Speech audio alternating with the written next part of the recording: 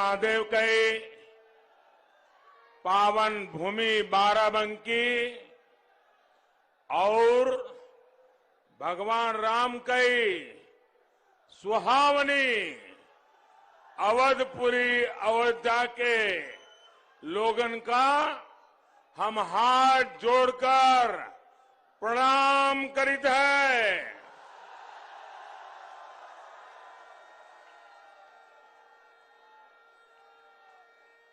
आप सभी के प्यार, आपके इस आशीर्वाद के लिए बहुत बहुत आभार व्यक्त करता हूं। मैं हेलीकॉप्टर से देख रहा था, जितने लोग यहां हैं उससे ज्यादा लोग बाहर हैं।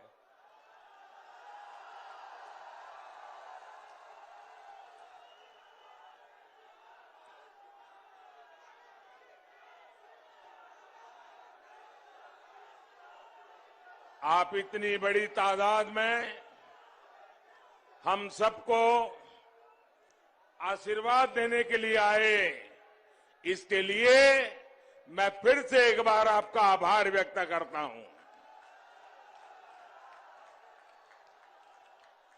ये ऊर्जा,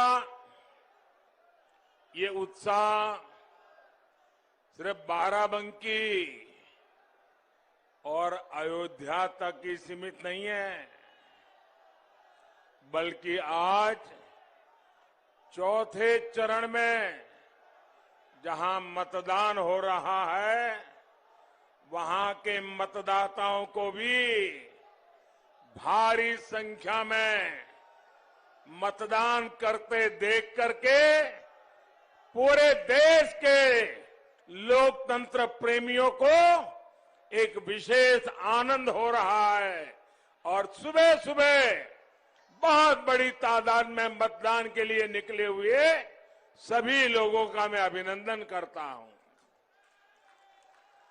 उत्तर प्रदेश में हो रहे ये चुनाव यूपी के विकास के साथ ही देश के विकास के लिए भी उतने ही महत्वपूर्ण है। क्षेत्रफल के हिसाब से भले ही यूपी देश का 7% हिस्सा हो, लेकिन आबादी को देखें तो भारत की 16% से ज्यादा जनसंख्या ये हमारे उत्तर प्रदेश में है। इसलिए यूपी के लोगों का विकास भारत के विकास को गति देता है।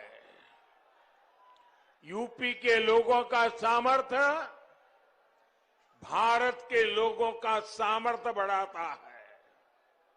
लेकिन भाइयों और बहनों, यूपी में इतने दशकों तक जिन गौर परिवारवादियों की सरकारें रही, उन्होंने यूपी के सामर्थ्य के साथ इंसाफ नहीं किया। इन गौर परिवारवादियों ने यूपी के लोगों को कभी खुलकर अपना सामर्थ्य दिखाने का अवसर ही नहीं दिया। जब सामान्य मानवी, जब हमारा गरीब मूलभूत सुविधाओं के लिए तरसता रहेगा, तो फिर वो अपनी ऊर्जा आगे बढ़ाने में कैसे लगाएगा। ये गौर परिवारवादी जानते थे कि अगर गरीब के पास उसका घर हो गया, घर में शौचालय बन गया, अगर गरीब के घर में बिजली पहुंच गई, गरीब के घर तक सड़क पहुंच गई, तो फिर ये गौर परिवारवादियों के घर के चक्कर कौन काटेगा? उनके पास कौन जाएगा? एक घोर परिवारवादी चाहते हैं कि गरीब हमेशा उनके चरणों में रहे, उनके ही चक्कर लगाता रहे। हम गरीब की चिंता करते हुए उनके जीवन से मुश्किलें कम करने का काम कर रहे हैं और इसलिए आज यूपी का गरीब भाजपा के साथ डटकर खड़ा है, एकजुट होकर चुनाव के हर चरण में भाजपा को आशीर्वाद दे रहा है। इसलिए ये लोग बौखलाए हुए हैं, यूपी के लोगों को भ्रमित करने की कोशिश कर रहे हैं, लेकिन इन्हें पता नहीं है कि बीजेपी की जीत का झंडा आज यूपी के गरीब ने खुद इस झंडे को उठा लिया है।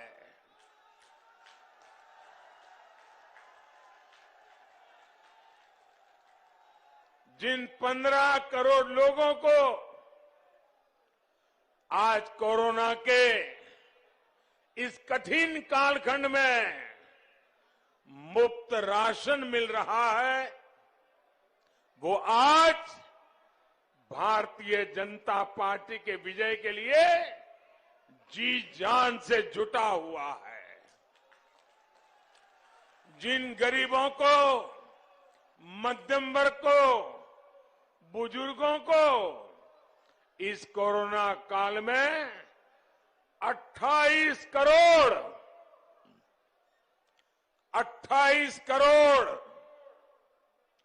मुफ्त टीके लगे हैं, वो भाजपा के प्रतिनिधि बनकर उसकी जीत सुनिश्चित कर रहे हैं। भाइयों बहनों, आपको टीका लगा है क्या? जरा दोनों हाथ ऊपर करके बताइए, टीका लगा है? आप सबको टीका लगा है? आपको कोई पैसा देना पड़ा क्या? आपके जेब से 1 रुपया भी गया क्या? अब मुझे बताइए, 28 करोड़ लोगों के जिंदगी में इतना बड़ा सुरक्षा कवच दिया, तो वो मोदी को आशीर्वाद देगा कि नहीं देगा? भरपूर आशीर्वाद देगा कि नहीं देगा? तकलीफ उनको इसी बात की है। यही कोरोना वैक्सीन है जिनके कारण आज हमारे युवा स्कूल कॉलेज जा पा रहे हैं, व्यापार कारोबार चल पड़ा है, और इसलिए यूपी कह रहा है, आएगी तो भाजपा ही, आएगी तो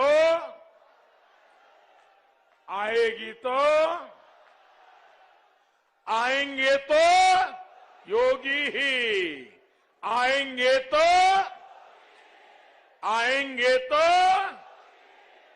भाइयों और बहनों, यूपी का सामर्थ्य बढ़ाने में यहां की 10 करोड़ से अधिक हमारी बहनों बेटियों की बहुत बड़ी भूमिका है।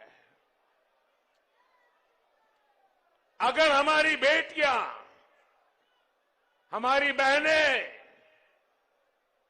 जकड़ करके रहेगी, बंधन में रहेगी, उनका जीवन अगर मुसीबतों से भरा रहेगा, तो यूपी तेज विकास की गति प्राप्त नहीं कर सकता। जब माताओं, बहनें, बेटियों का सामर्थ्य बढ़ता है, तो परिवार का, समाज का, देश का सामर्थ्य बढ़ता है। हमारी बहनों बेटियों की जिन समस्याओं को इन लोगों ने छोटा समझा, उनको ही मोदी ने छोटा नहीं समझा। बहन बेटियों की, माताओं बहनों की मुसीबतें ये मेरे लिए सबसे बड़ी प्राथमिकता रही है। घर और स्कूल में शौचालय हो, गैस कनेक्शन हो, बिजली पानी कनेक्शन हो, गर्भावस्था के दौरान हजारों रुपयों की सीधी मदद हो, ऐसे हर काम को हमने पूरे मन से, पूरी लगन से किया। यूपी में हमने जो लाखों घर पीएम आवास योजना के बनाए हैं, वो भी ज्यादातर महिलाओं के ही नाम है। और ये जितनी सुविधाएं हमने बहनों को दी है, ये किसी की जाति या मजहब देख करके नहीं दी। सबसे अधिक लाभ अगर इन योजनाओं का हुआ है तो हमारी दलित माताएं बहनें, पिछड़े समाज की माताएं बहनें और मुस्लिम समाज की बहनों को लाभ हुआ है। अस्पतालों में जो 5 लाख रुपए तक मुफ्त इलाज मिल रहा है, उसका भी इन वर्गों की बहनों को लाभ रहा है। भाइयों और बहनों, दुर्भाग्य से पहले की सरकारों ने हमारी बेटियों की जरूरतों, उनके परेशानियों पर बिल्कुल ही आंखें बंद कर दी थी, ध्यान ही नहीं दिया।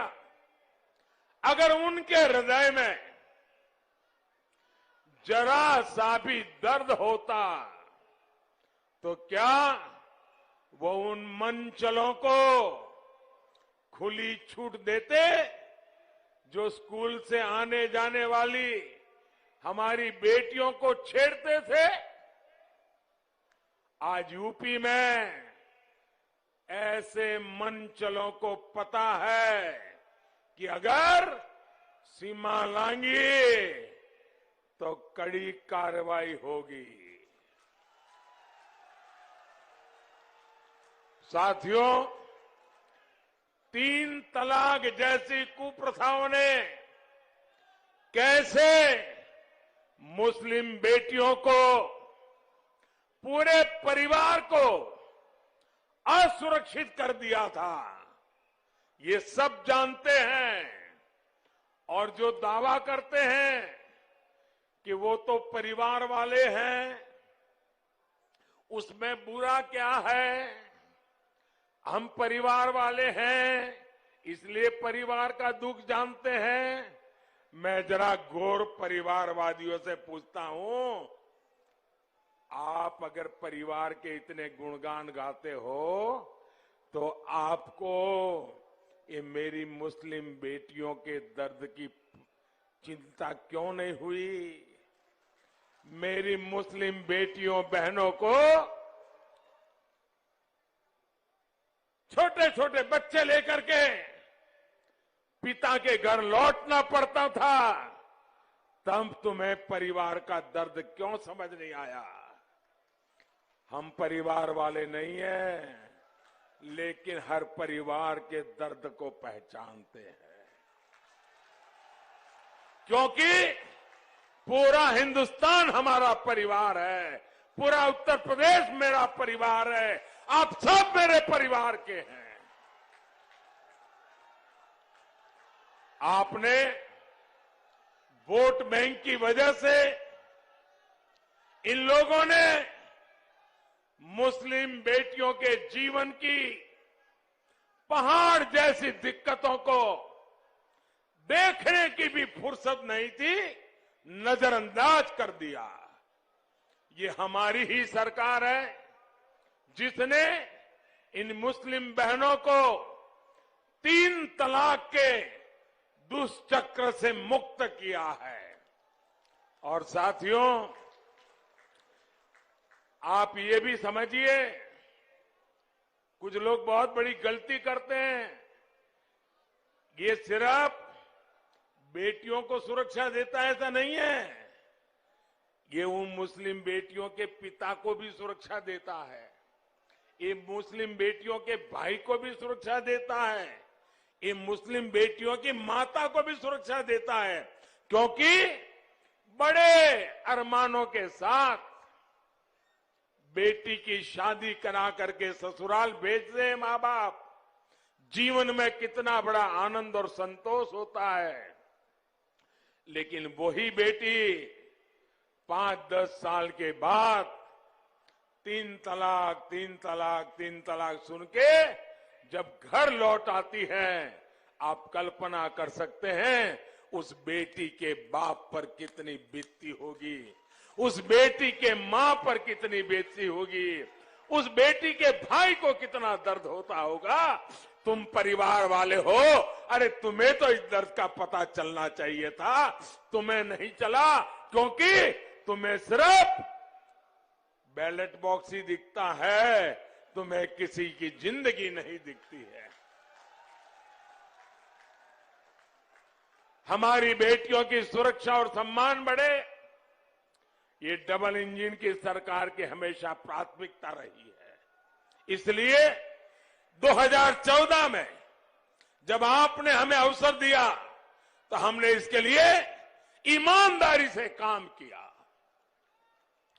भाजपा सरकार ने तय किया कि सभी राज्यों में महिलाओं की सुनवाई के लिए वन स्टॉप सेंटर, थानों में महिला हेल्प डेस्क और विशेष फास्ट ट्रैक कोर्ट्स बने। आपको हैरानी होगी, 6-7 साल पहले हमारे देश में महिला पुलिस कर्मियों की संख्या सिर्फ 1,10,000 थी। मैं पूरे देश की बात बताता हूं। अब महिला पुलिस कर्मियों की संख्या सिर्फ 5-7 साल में 2.25 लाख के भी ऊपर पहुंच चुकी है। भाइयों बहनों, यूपी में इतने दशकों तक कांग्रेस, सपा, बसपा की सरकारें रही, लेकिन योगी जी के आने के पहले उत्तर प्रदेश में करीब 11,000 महिला पुलिसकर्मी थी। 11,000। 7 दशक के बाद कहां पहुंचे? 11,000। बीते 5 साल में ही हमारे योगी जी ने, भाजपा सरकार ने लगभग 20,000 नई भर्तियां हमारी बेटियों की पुलिस में की है भाइयों। और इतना ही नहीं, हमने पुलिस में ही बेटियों की भागीदारी की ऐसा नहीं, बल्कि सीआरपीएफ, बीएसएफ ऐसे अर्धसैनिक बलों और सेना में भी हम बेटियों की भागीदारी का विस्तार कर रहे हैं। आज बेटियां ज्यादा से ज्यादा संख्या में कमांडो बनकर देश और समाज को सुरक्षा दे रही है। सेना में भी हर मोर्चे को हमने बेटियों के लिए खोल दिया है। सैनिक स्कूलों, मिलिट्री एकेडमी में अब बेटियां भी पढ़ाई कर रही हैं, ट्रेनिंग ले रही है। भाई और बहनों, ये प्रयास बेटियों की सरकारी सेवाओं में अधिक भागीदारी के तो है ही, उससे भी अधिक ये बेटियों का आत्मविश्वास बढ़ाने का प्रयास भी है। हम ऐसे ही सामर्थ्यवान उत्तर प्रदेश की तरफ बढ़ रहे हैं। इसी के लिए आपसे फिर एक बार दोबारा भारी समर्थन मांग रहे हैं।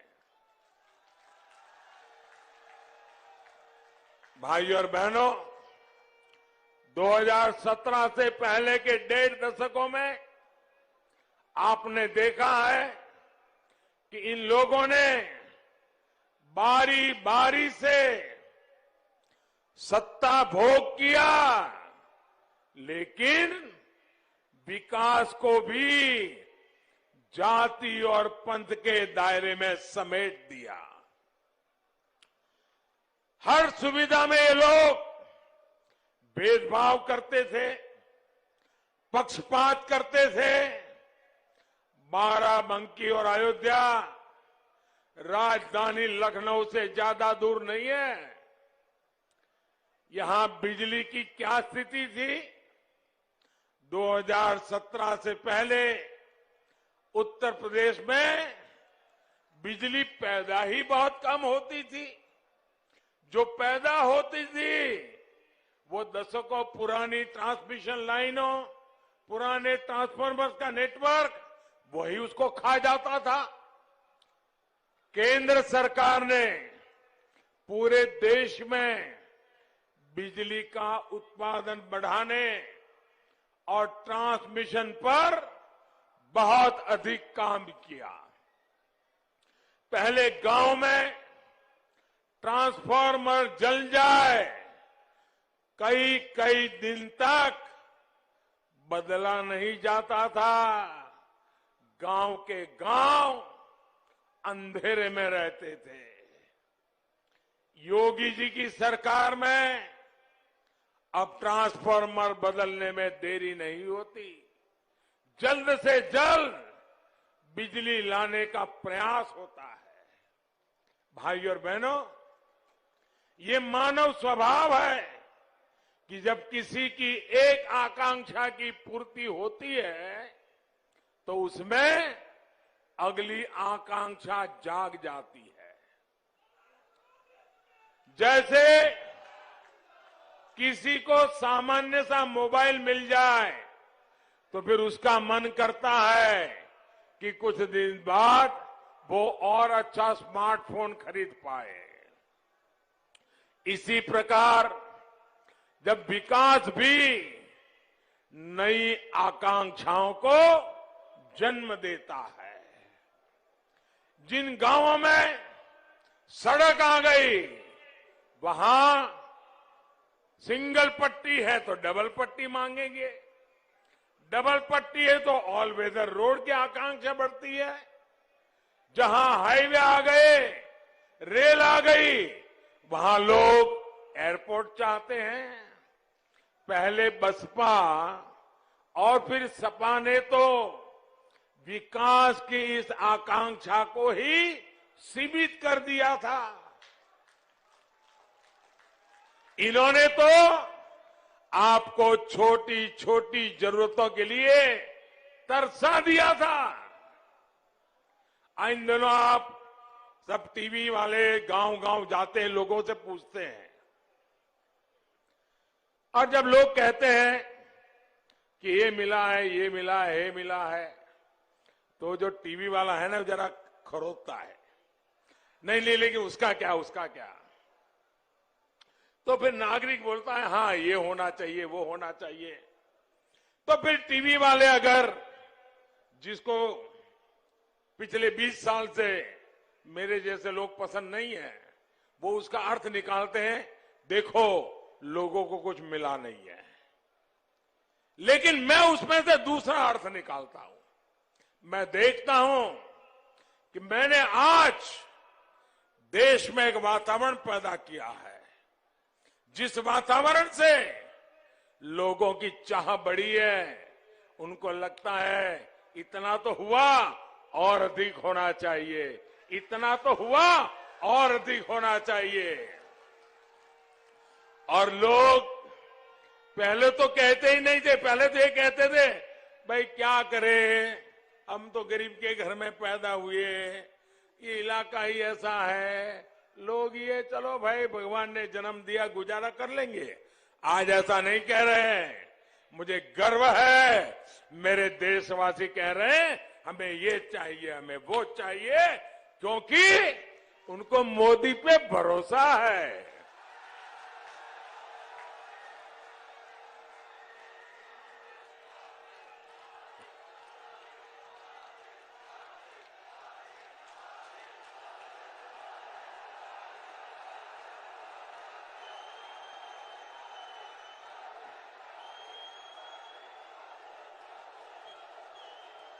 भाइयों बहनों, डबल इंजन सरकार आपको बड़े सपने देखने का और उन्हें पूरा करने का प्रोत्साहन दे रही है।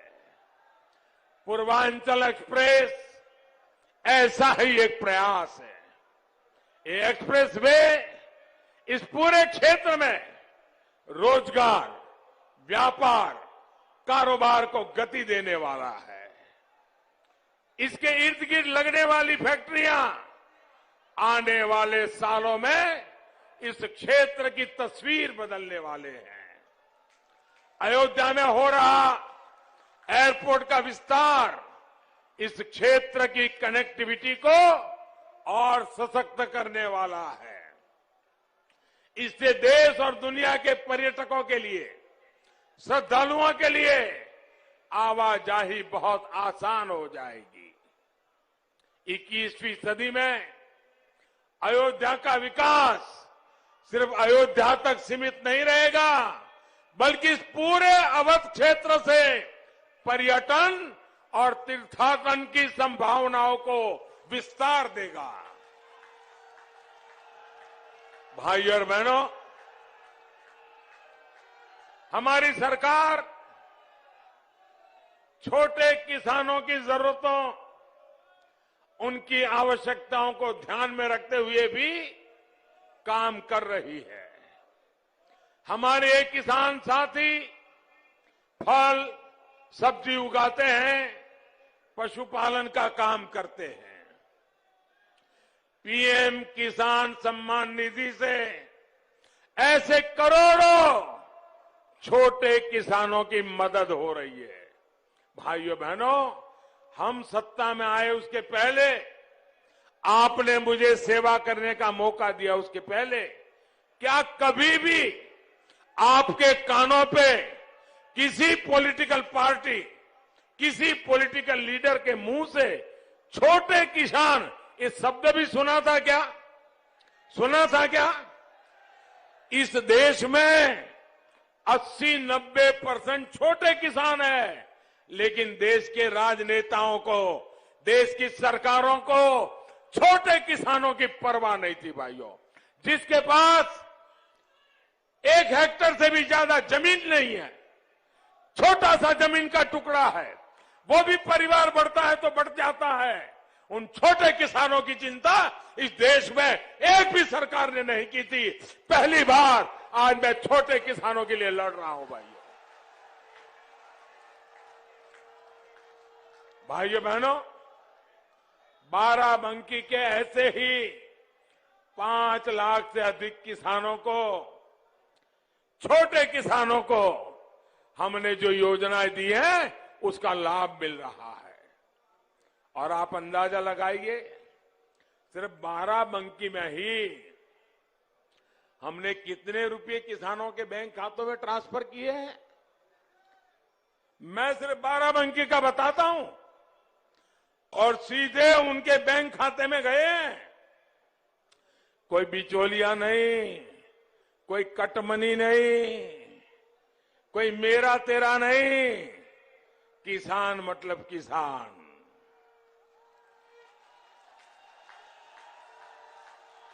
कितना पैसा गया बताओ?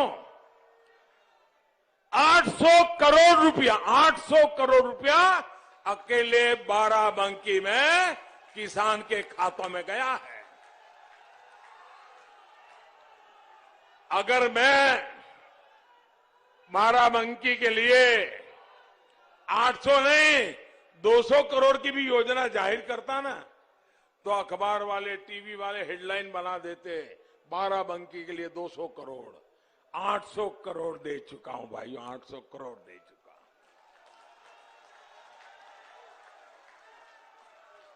हमारी सरकार अपने मेहनत कर किसानों के सामर्थ्य में सहयोग के लिए खर्च कर रही है। साथियों, भाजपा सरकार की कार्य संस्कृति है कि हम समस्याओं के स्थायी समाधान पर बल देते हैं। चीनी की पैदावार अधिक हो गई, अंतर्राष्ट्रीय बाजार में कीमतें गिर गई, तो गन्ना किसानों को बहुत समस्या आती है। लेकिन सपा बसपा वालों ने इसका आसान रास्ता निकाला और चीनी मिलों को ही बंद कर दिया।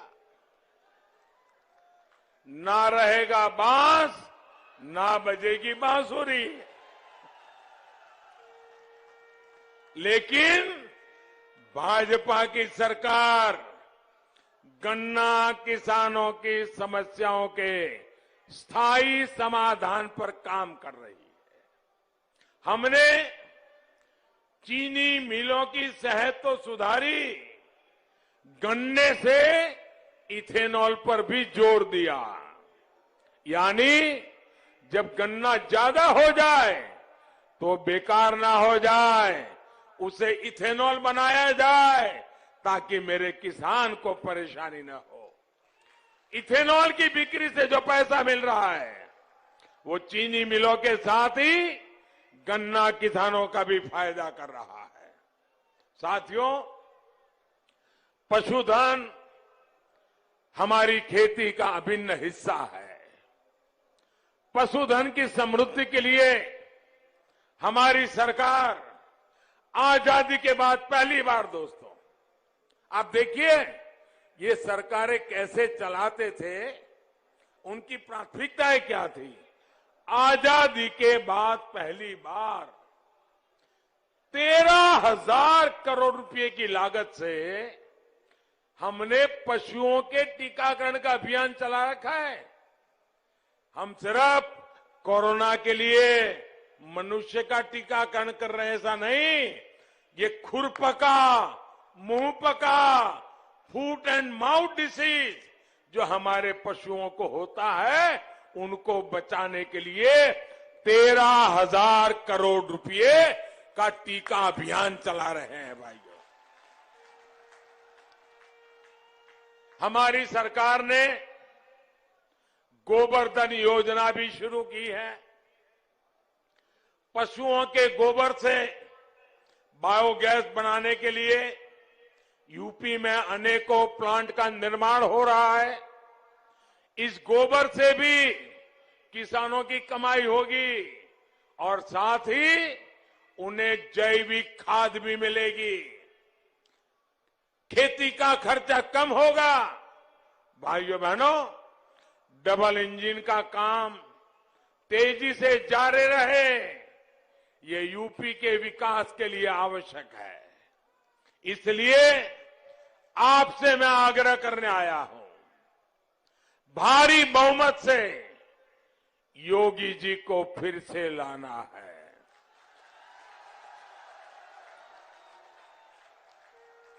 और इसलिए आपको कमल के निशान पर बटन दबाना है।